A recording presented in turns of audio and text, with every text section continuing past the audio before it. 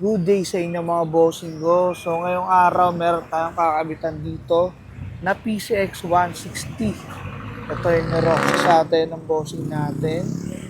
Bomb X na Lynx B2 Silver mga boss. Napakaganda. Tignan nyo yung detalye niya, no?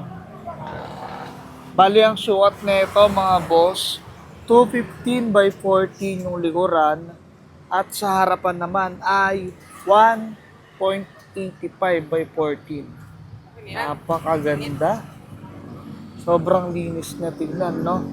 Tapos ito may kasama yung gulong 90-80-14 sa harapan at 180-14 ang likuran. Ayan mga boss, set na yan at syempre libre kabit yan dito sa shop.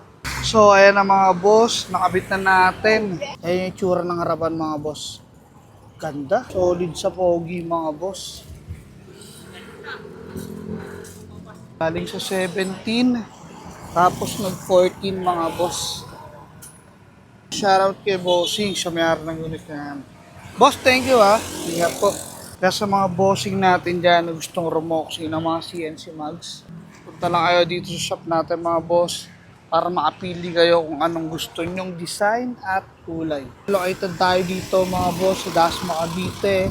Pin nyo na lang sa map KCC Motor Parts Sampaloc 4.